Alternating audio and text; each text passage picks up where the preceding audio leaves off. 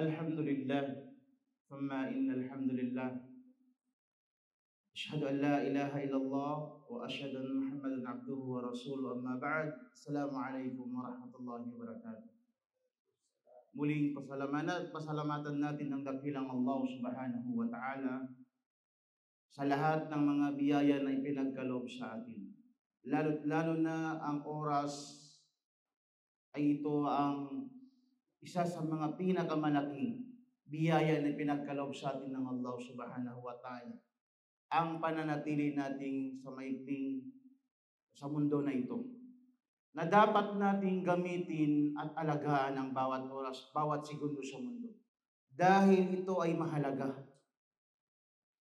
Mahalaga sa kabilang buhay. At pagsisisihan natin pag hindi ito nagamit sa kagustuhan ng Allah subhanahu wa ta'ala. Tingnan mo ang hadis ng Propeta sallallahu alaihi wasallam.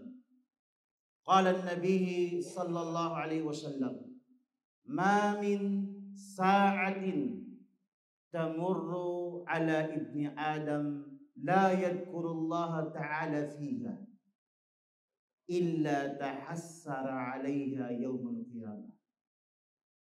Sinabi ng Propeta Muhammad sallallahu alaihi wasallam, walang oras na lumipas sa anak ni Adam. Tayo yun ang binanggit ng propeta.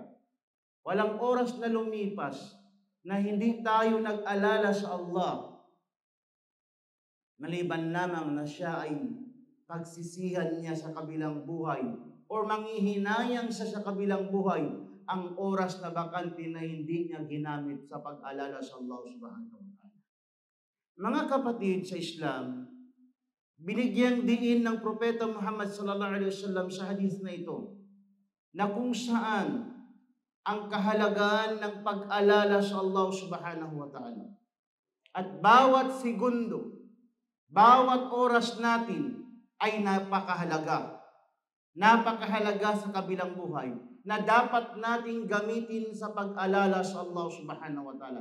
Bagkus, pag hindi ito nagamit sa kabutihan, hindi ito nagamit sa pagzikir sa Allah subhanahu wa ta'ala, pagsisisihan mo sa kabilang buhay na walang sino ng taong umalis sa mundo, dumating sa kabilang buhay na hindi nagsisisi.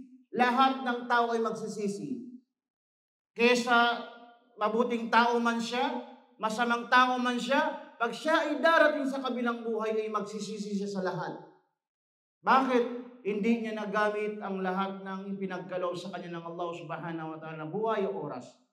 Mga kapatid sa Islam, hindi ibig sabihin mag-alala tayo 24/7 sa Allah o magbanggit tayo ng kanyang pangalan. Hindi literal ganon. Ang pag-alala sa Allah ay maraming uri. Tulad ng pagdarasal ng 5 beses, as-salah, pagbabasa ng Quran, pagdidikir ng subhanallah, alhamdulillah, wala ilaha illallah, Allahu Akbar, pagbibigay ng kawang-gawa, paggawa ng mabuti at para kay Allah.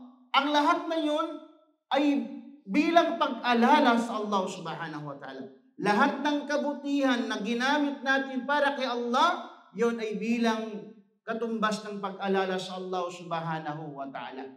Kapatid, ngayon malakas ka, buhay na buhay ka, gamitin mo ito sa kagustuhan ng Allah subhanahu wa ta'ala. Gamitin mo ang oras sa pag-alala sa Allah subhanahu wa ta'ala. Dahil sa kabilang buhay, yawma la yanfa'un nadam. Sa kabilang buhay, hindi na pagkakailangan ang pagsisisi. Wala nang silbi ang pagsisisi sa kabilang buhay. Yung sasabihin mo, sana nagamit ko, sana ganito, wala ka nang pagsisisihan sa kabilang buhay. Dahil ang kabilang buhay ay araw ng pagbibigay ng hukom sa lahat ng ginawa mo dito sa mundo. Kaya ikaw at ako kapatid, papayuhan ko ang ating sarili. Huwag nating ibuhos ang ating oras sa cellphone. Tingnan mo yung tao ngayon. Pag nag-cellphone hanggang magdamagan, pero ang pag-alala sa Allah subhanahu wa ta'ala, madali lang silang magsawa. Naway inshallah tawfikan tayo ng Allah subhanahu wa ta'ala at magamit natin ang buhay natin at oras natin sa pag-alala sa Allah subhanahu wa ta'ala. Amma ba'd, salam.